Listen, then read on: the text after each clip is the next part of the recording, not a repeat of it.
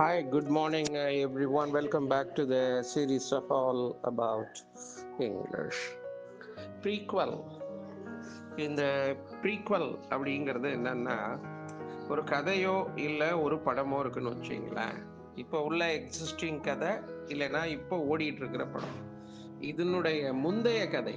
அதாவது இப்போ ஒரு படம் ஓடிட்டு இருக்கு, அதனுடைய பார்ட் 2 வருது. இதனுடைய தொடர்ச்சியாக இல்லாமல் அந்த கதாநாயகனுடைய இல்லை அந்த அந்த இப்போ நடந்துகிட்டு இருக்கிற கதையினுடைய முன்னோட்டமாக பழசு ஆக்சுவலாக அதுதான் பார்ட் 1 வந்திருக்கணும். அப்படி இந்த ரிவர்ஸில் இருக்குல்ல, பார்ட் 2 வந்து பார்ட் 1க்கு முன்னாடி வந்திருக்கணும். பார்ட் 1 தான் பார்ட் 2 இருந்திருக்கணும். அப்படி இல்லாம மாத்துவாங்கல்ல, ஃபிளாஷ்பேக் மாதிரி சொல்லுவாங்கல்ல, அந்த மாதிரி இருக்கிறத ப்ரீக்வல் அப்படிங்கிற வார்த்தையினால குறிக்கலாம். இதற்கு முன்னுரை அப்படின்னு சொல்லலாம். இதற்கு முந்தைய உள்ள கதை, இது எல்லாத்துக்கும் இதுதான் பொருந்தும். இப்போ the film is a prequel to the cult TV series.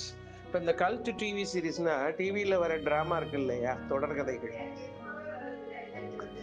அது வந்து இந்த கல்ட் டிவி சீரீஸ்னா என்னன்னா, இந்த டிவி சீரீஸ் வந்து ரொம்ப பிரபல்யம் மக்களிடத்துல, மக்கள் கொண்டாடுகிறார்கள்ல. அது வந்து வியாபார ரீதியாக வெற்றியோ இல்லையோ தெரியல, ஆனால் மக்கள் வந்து ஒரு குரூப் ஆஃப் ஃபேன்ஸ் வந்து அதை சொல்லிக்கிட்டே இருப்பாங்க. அப்படி இருந்தால் அதுக்கு பேர் வந்து கல்ட் அப்படின்னு, cult film, cult TV series அப்படின்னு சொல்லுவாங்க.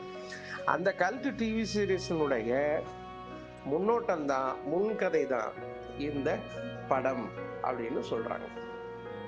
ஸோ ப்ரீக்வல் அப்படின்னா என்னன்னா, ஒரு கதைக்கு முன்னோட்டம், முன் நிகழ்ந்த நிகழ்வை இந்த படத்துல அதை சொல்றது, இல்லை இந்த படத்தை அதை தனிப்படமாவே கூட எடுத்து விடுறது. இதுதான் வந்து ப்ரீக்வல் அப்படிங்கிற இந்த வார்த்தை குறிக்கக்கூடிய பொருள்.